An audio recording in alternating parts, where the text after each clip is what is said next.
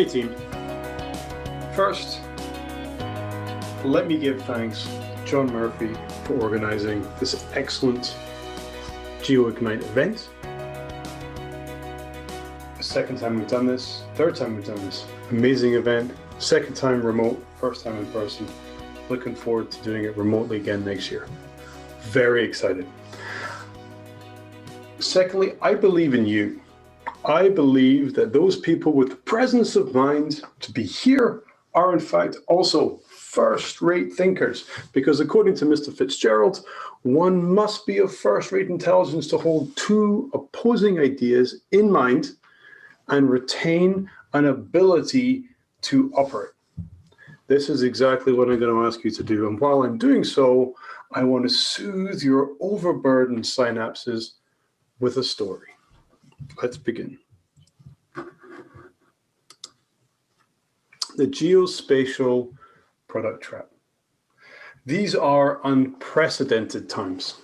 I would still be saying that, independent of pandemics and protests and international unrest, catastrophic global climate change.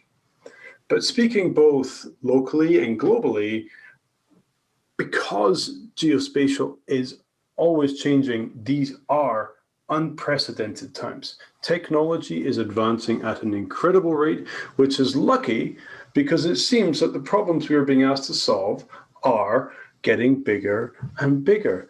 Some would argue exponentially more complex. Indeed, each of these global complexities outlined above is being monitored by tools which are geographic, because global problems intrinsically need geographic solutions, which must be up to the task. Hi, I'm Will Cadell. I run a company called Sparkgeo, where we provide strategic geospatial innovation to technology companies, governments, nonprofits. If that sounded a touch familiar, I gave exactly the same introduction at this event last year.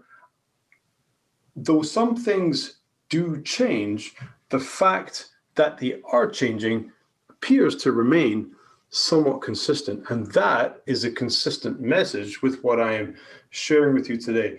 This is like 2.0 of strategic geospatial, which we talked about last year. Today, I want to tell you about what I think is the geospatial product trap. At Sparkgeo, this is how we think about geospatial. This is how I think about the opportunity in the geospatial market.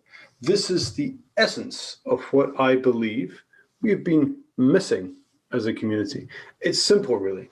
Our planet is dynamic. Understanding that dynamism at various scales and through various dimensions is what our community does. Ladies and gentlemen, the geospatial product trap is a love story. Geospatial people like you and I self-identify with geography and geographic technology. We get lost in maps and images. We see lives between contour lines. We look for stories of location and adventure. We have cartography plastered on our walls. We tend to look to horizons with wonder and interest. These are the things that we live for. These are the things that give us the spark. To do their jobs well, entrepreneurs, business people, product managers need to fall in love with the problems they intend to solve. As geographers, we have already fallen in love with the technology and practices of geography. Our hearts have been lost to geography. But this is no romantic comedy. I have 2 or 3 discussions a week asking me for advice, with companies asking me for advice, asking me about ideas for use cases for their technology. I call this the use case discussion. These companies have fallen for the geospatial product trap. This is a deeply uncomfortable place and can be enormously expensive. What, though, is the trap, and why is it so insidious? Well, it starts with a simple statement. Geospatial is changing everything. Sparkgeo, we've been saying this, and we are not alone. Others say it too.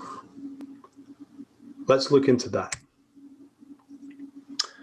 Let's think about our environment and the markets in which we operate. When Google put 30 years of Landsat catalog on their cloud, it was 1.3 petabytes in total.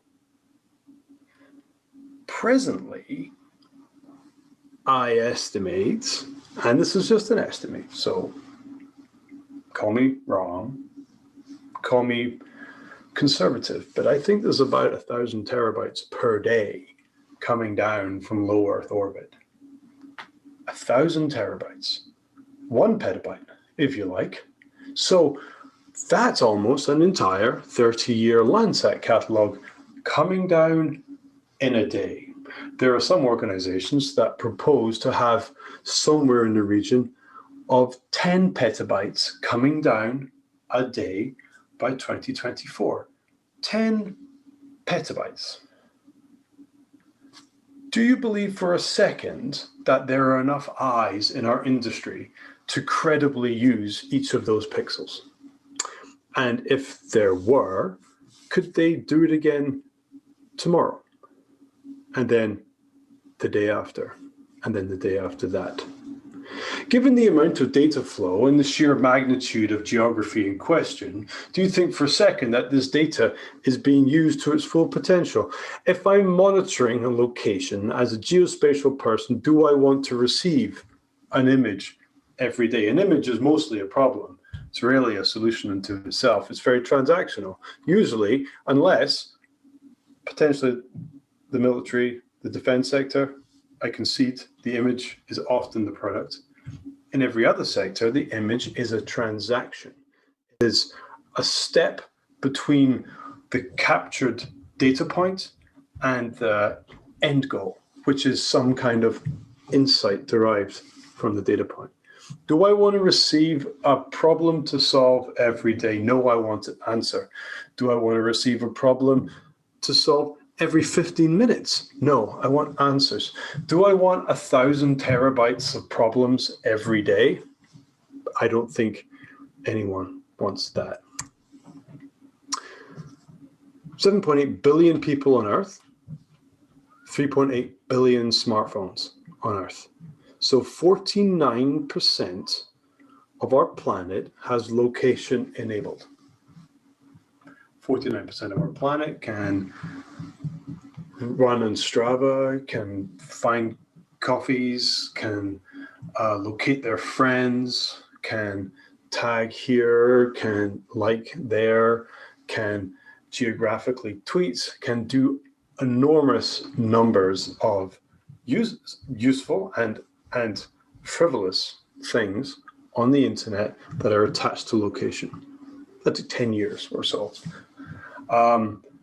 How long before every phone has LiDAR, onboarded? I have LiDAR on my phone. It's a new thing. That's cool, exciting, interesting. But if I have it now, one would expect that every phone will have LiDAR within 2 years. Do you think that maps will stay the same when everything we measure has not just location, but depth? Do you think planimetric mapping will remain the dominant form of cartography? I don't know. I find that interesting, something to consider. Because this is where we live now. It's a digital mirror world. Anything you interact with has a location history, a richness, now a depth. Our devices are like portals into those worlds from which we can pull information about places to go running, to drink coffee, where things are at, what's changing around us. Our digital experience is now overtly geographic. Interestingly, that existence is hidden in plain sight. This could be seen as one of the fallacy of obviousnesses. We have been trained as geographers to see GIS. It's very obvious. It's in our faces. It's marketed. It's there. But we're missing geospatial entirely.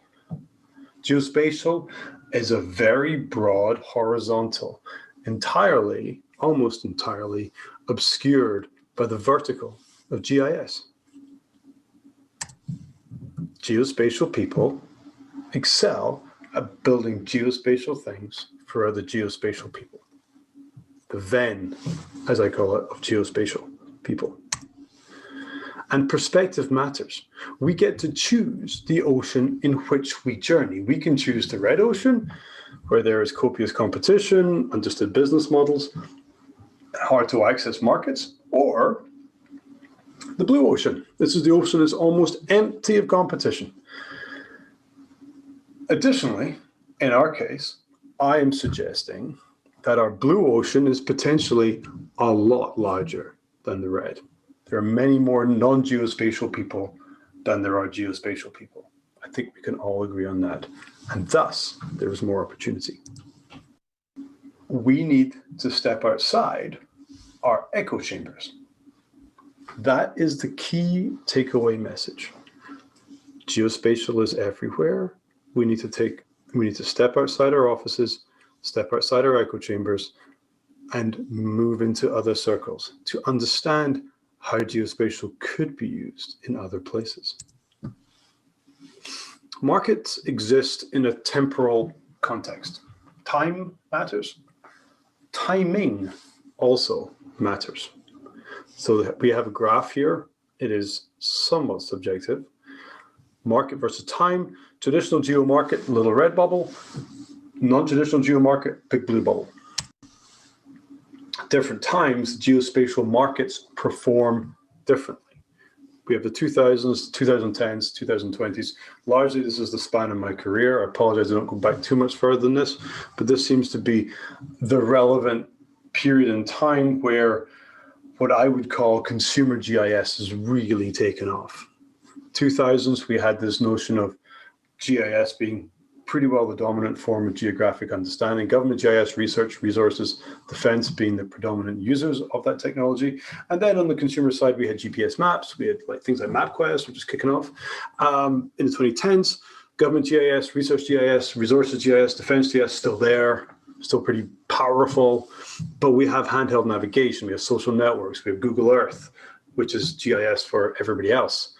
And we have ride sharing coming up. So we see maps embedded into things like Uber and Lyft subsequently.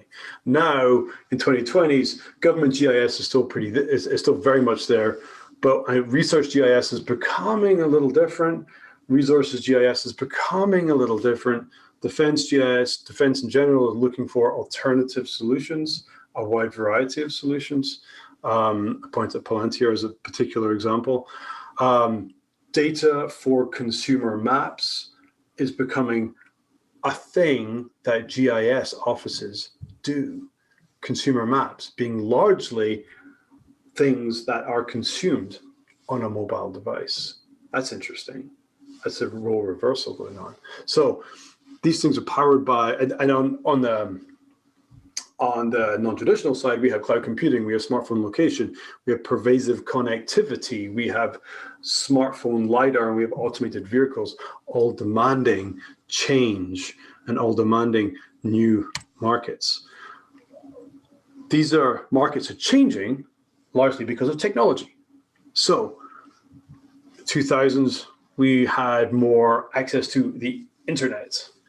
2010s, we had cloud computing, smartphone location, pervasive connectivity, cube satellites, changing everything, starting to make it easier to get stuff into space so we can get stuff down about our planet from space.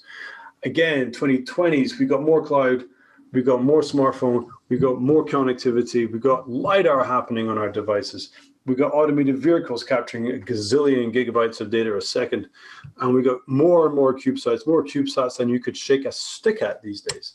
It's amazing. So the markets are also changing in terms of societal needs. So traditional GIS in the middle there, local, state, national governments. I'd also throw in their resource sector and also the defense sector, of course, traditional users. But new societal needs, things like climate change, things like mobility, things like spatial finance, sustainable finance, logistics, living maps, social networks, agriculture, energy, social development goals. Hardly any of the needs of those societal needs are satisfied by traditional desktop GIS. We need new things that are wildly scalable, that can run at a very high rate and can monitor automatically without a ton of human interaction. These are new geospatial technologies. Markets evolve, so timing matters. Startups have limited resources. Those resources should be used as efficiently as possible. A good, circumspect CEO should not be rushing around in his limo buying wildly expensive things. They should be spending their money at the right time on the right things and trying to spend as little money as they can until they have product market fit and such. So you need product management, you need engineering, you need sales and marketing, you need administration, and any actual sort of material costs, whether it be servers or hardware or whatever.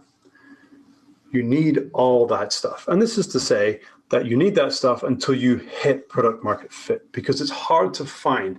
That's when you know that you've figured out something that people want to buy. You had an idea that there was a problem, and now you've found a solution that fits the problem. It's hard, but critical. But the people in this diagram are not your market. This is an illustration of the breadth of markets available. This is the trap. If you have a geospatial product and you think that everything is your market, then you are wrong. You will fail, and I don't care who you are, you do not have the resources. You have started from a solution and you're searching for a problem. That in itself is the wrong equation. You need to reverse that. Your product team needs to live and breathe the problem to deliver a functional solution. Your sales and marketing team need to understand the customers of your product to tell your story. They need to be able to walk in their customers' shoes. They need to have felt the pain of whatever problem you're now proposing a solution for. I do not like talking to salespeople who do not know their domain. I think that's a big problem. By refusing to focus, your engineering team needs to build numerous different tweaks for every customer in every vertical. So you're just multiplying up your engineering needs needlessly without actually adding any overt benefit. Your sales team must know everything about everything, which is a lot. This whole thing's crazy. You've basically, at this point, you've basically built a services business, except you're only charging product rates. So you can build a services business, and Sparkgeo, largely a services business, but you should charge services rates for that, and that's better. But if you're going to charge product rates, this is not going to work for you, because at that point you've fallen for the trap. Let's dig into that a little bit more. This illustration simply shows that there is enormous opportunity in geospatial. As a startup CEO or product manager, you choose the problem that you need to solve. You need to choose the problem. If you are allowed to test and experiment, then you can find an appropriate fit. That's okay. In a market this big, there are a lot of problems. Find the one that you can fall in love with and solve that. Products are hard. When you choose to focus on solving problems, your likelihood of success increases. You might think that having a long list of markets and verticals looks good for investors and clients. It doesn't. It looks like you haven't done your homework. Because focus is freedom, strategy is freedom, and it's the freedom to say no. No is the hardest yet most powerful word for a new entrepreneur, product manager, CEO to use. Saying no to someone is very difficult because effectively you're saying no to revenue. You're saying, we don't do that. I don't want your money. That's a hard thing.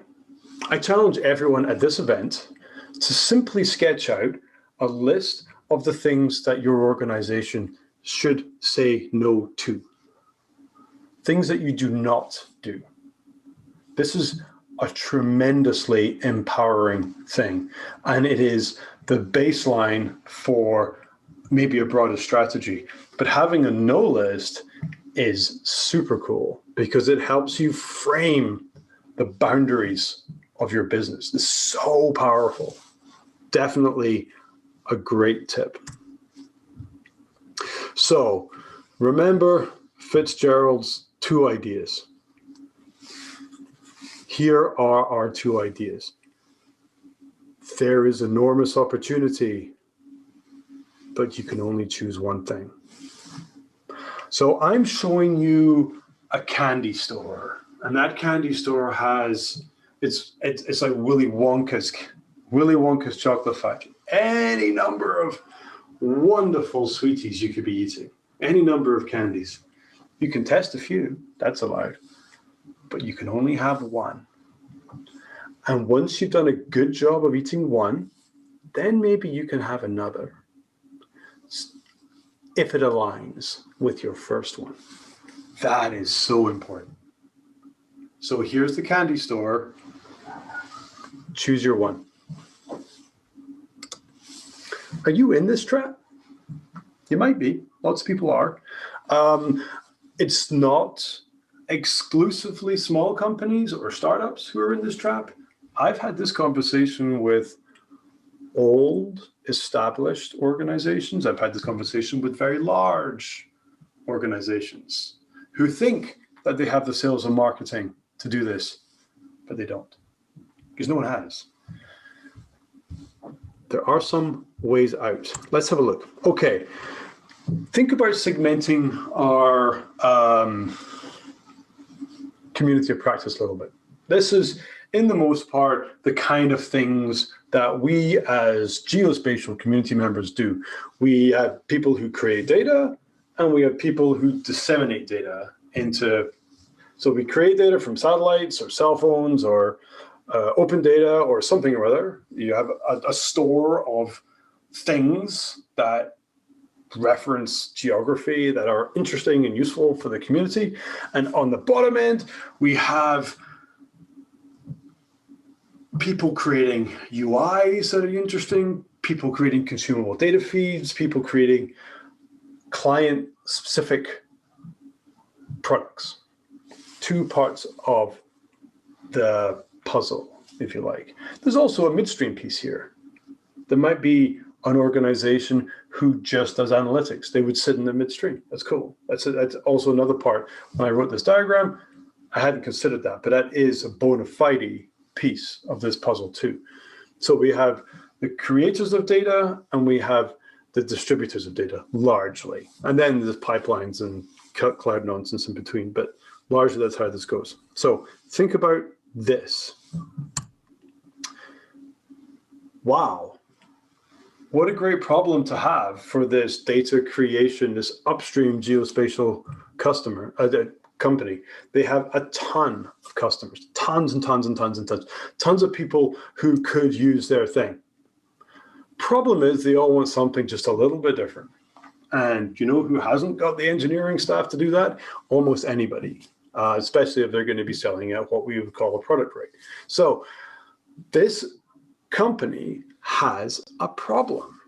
Their problem is they can't deal with all these customers because they all look different. They all want something slightly different. And what's going to happen is they're going to walk away.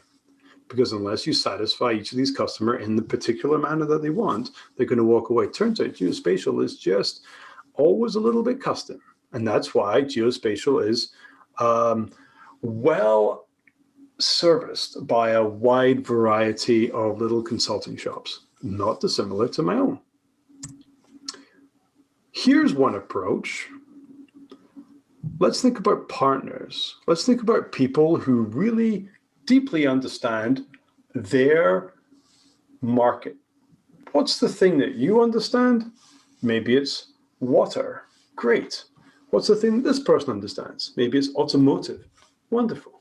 What's the thing that that person understands? Maybe they really know forestry or agriculture or insurance or retail, store locators and such. Why not invest in a small number of partners and keep each one of those partners happy with a smaller number of focused products? Yeah, sure. You're going to take a little bit of a hit, but in the end, a little bit of a revenue hit, probably. But in the end, if each of these partners is serving you with a large amount of royalty because they know their customer base, they've got the Rolodex and they know how to sell the product, that's a win. That's a win for everybody. You've picked up a much bigger sales and marketing team who actually know how to walk in their clients' shoes. What happens if you're vertically integrated? Vertically integrated upstream companies are amazing. Like, they capture data from the sky and they know how to turn it into an analytic that references something down here on the ground. That's powerful. So they know exactly what to get. But should they just not serve any other markets? That seems like an opportunity lost. Why leave revenue on the table, Will? I agree. I agree completely, but only do it through partners. If you don't do it through partners, you're going to be in exactly the same problem as the guy in the first slide. You're going to have a bazillion customers pulling you away from your focal point, which needs to be your vertical integration. So if you know the analytic you want to deliver, and you've got the entire pipeline from the satellites all the way through, it's a wonderful model, but there's opportunity elsewhere in the development of those partners. Okay, if you want to get in touch with me, or you want to shout at me because you think what I'm saying is wrong, Twitter's a great place to do these things. You can also find us at sparkgeo.com. These are the three things I want you to think about and remember from this presentation. Firstly, those two ideas. There's enormous opportunity, just do one thing. Enormous opportunity, do one thing. You can choose what you want to do. There's enormous opportunity with geospatial, a bazillion problems in that sector. Do one thing well, and then do two things. Do two things well, then do three things. That's how that works. Choose to focus. Saying no will set you free. And fall in love with the problem, not the technology. Don't be the blockbuster of Geo. They fell in love with front counter real estate. They fell in love with this like iconic blockbuster store, and they forgot that they're supposed to serve content. Turns out a few people have figured out how to do that better. No one's going to Blockbuster anymore. Don't be that guy. Okay, thank you very much. Speak to you again soon.